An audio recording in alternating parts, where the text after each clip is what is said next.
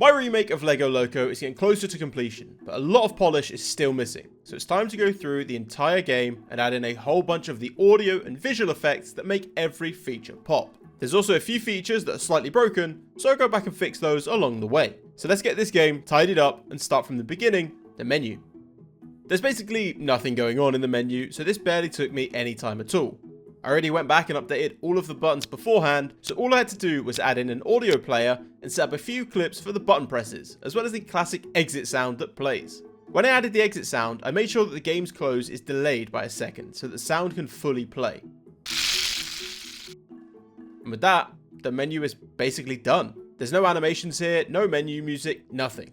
Okay, well, there is the multiplayer menu and everything that comes with that, but I haven't made any of the multiplayer stuff, and I know it's a feature that people have been asking for, so I'll have to see what I can do, but for now, it's MIA. With all that done, let's move into the main game. So the best way to tackle this lot was to group it up into different areas and take it on one by one. I had a look through both the original game and my remake and wrote down a massive list in my notebook of every single element that was missing either some audio, a visual effect, or both. And the first group I worked on was the UI elements. The easiest one to look at was the pause menu, as that literally only has two buttons. The first thing was to add the same button sound as the menu buttons, and because that's used in basically every UI part, the audio player is shared across all of the UI. So when you click the close button, the normal button sound plays. But when you click the quit button, it plays a different clip and has a similar delay to the one in the main menu. So again, I added that to the code, set up the sound, and now a bubble pops before the scene switches. And finally, when you open up the menu, the Station Master's iconic voice line plays. It sounds like these that make this game such a classic, having quotable voice lines that aren't even real words. And that's another little bit of the game complete. On to the next. One thing that was very flat and needed a spruce up in the game was the Toybox. I had the nice animation opening already in place, but it was actually only the second half of the animation. When closed, the box is supposed to be a lot smaller and out of the way, whereas when you open it, it grows before flipping down. So to fix this, I extended the animations, added the new frames, and also made sure that the handle interaction matches the size of the toy box as it scales. But it's not just about the animation of the toy box, there's also the audio that plays when it opens and closes. I added the audio clips to the UI audio player, and both the open and close sounds now trigger alongside the animations. Working with all this audio is a bit difficult at times because the file names are less than useful, being either shorthand names for what they represent, or just random numbers that mean absolutely nothing to me, so finding the right clips for each part took a bit longer than it could have. The easiest addition for this was once again adding the same button sound to every single press, which is all done by adding this trigger to the on-click events in the button components. Another sound needed was the sizzle sound that goes off when you use the bomb, and again, this was super easy addition, so no issues there.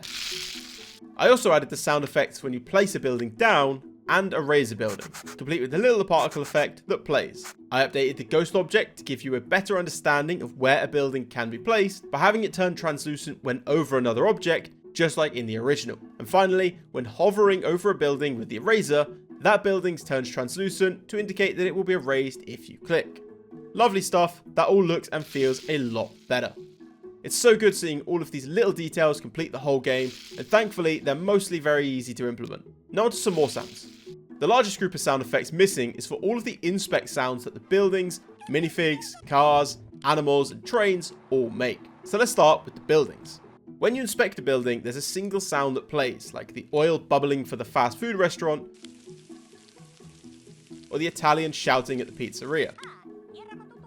Instead of these being stored in the audio player, like the shared clips, these are stored in the building scriptable object, and is read by the inspector. The houses only use one of two sounds, a door slam or some music, so that was pretty easy to set up. And most of the sounds are nicely labeled in a folder, so I got through this fairly quickly. And now, if you inspect all of the buildings, they will play their own unique sounds, and some even have idle animations that trigger a sound as well.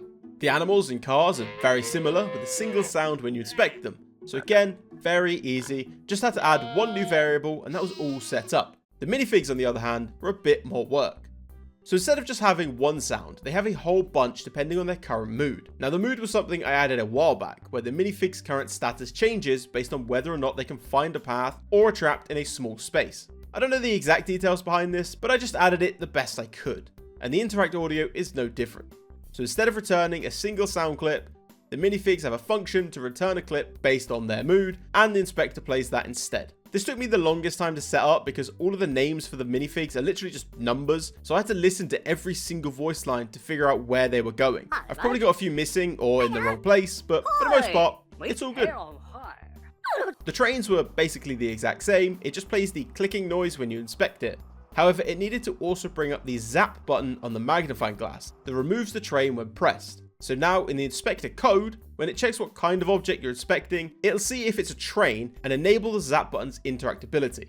It stores a reference to this train, and when the button's pressed, the train's destroyed. Very nice. Now it's time to enter the buildings. The first sound you hear when you enter the painter is the conveyor belt sliding into place. And that's the same every time it moves around. So I just had to add the sound effect to the animation, and that was all done. In the painter, there's some weird sound effects, mostly when you place down a bit of clip art, which takes a random one from a list of 17 different clips. So I had to add a way to add multiple sound effects to the same trigger. So now, all of the audio clips can have alternates, and the audio player picks a random one from the list, if possible. I added all of that to the place container, and now all these wacky sounds fire off every time you place down some clip art. And another feature that also has random sounds is this button here, which if you click, plays maniacal laughing sounds for basically no reason other than to be a hidden feature. I set this up the same way, and now you can spam laughing sounds as much as you like.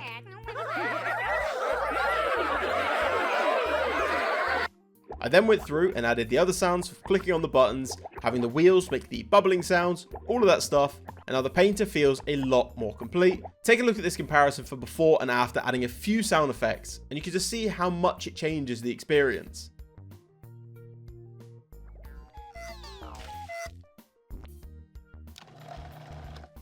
After I sorted everything in the painter, I moved on to the post office. There's not much to go over here as it's a lot more basic than the painter, but I added all of the button sounds, interactions, and weird laugh triggers, but one thing I didn't have in place last time was the postcard album book. This is made up very similarly to the other buildings, but was a lot easier to do. The book is a simple sprite, and the buttons don't have to line up to the exact pixel, so there's no worries about weird scaling. The only one that does have that is the tab that runs down the side, and changes colour based on what page you're on. But it blends together nicely and was super easy to include. All of the tabs have invisible buttons, so you can switch between them, and I created a new object to store all of the postcard data. This includes the texture on the front, and all of the info on the back like the sender, recipient, and the message written inside. This is loaded in from the painter or post office and stored in a list in the album. That's then broken down into the correct sets based on the first letter of the name. You can scroll through the book, looking at all your postcards, except I don't actually have any yet, so these are all my creations. Kind of sad. And that is the current state of my remake of LEGO Loco. There's only a few things left to work on, like the save system or the minifig controls, but it's amazing now playing this classic game again in a fresh new way, especially with all the polish and detail now in place. I'm really happy with how this Devlog series has gone so far, but for now let's switch over to subscriber wars. While this battle kicks off, I want to thank Hardus, Clayton Belcher, Steve Nelson, Mark Davis, and Jake Lee, the members on both my Patreon and here on YouTube, for supporting the channel and becoming VIPs in the arena. I'm glad you're enjoying the content and it's been great working on such a fun project. But back to the action here, as all of these competitors are battling it out, it's great seeing the zone move in and watch all the subscribers fight it out as the last few make their way to the center. Still a few VIPs in the mix here, anyone can take the win, they're all so low here, but play 3577 comes out on top. Well done to you. I just want to say thank you to everyone that's been supporting this project up until this point. It's been amazing working on this game and sharing the love for such a core memory from my childhood. I'll try to get one more episode out before the new year, which is crazy to think that's almost here, and how I started this project 6 months ago at this point. But anyway, thank you for watching. Don't forget to leave a like and subscribe. Let me know what you want to see more of from this project. Check out my Patreon for more little updates. It's free to follow and you'll see some in-development stuff over there. And I'll see you in the next one. Cheers.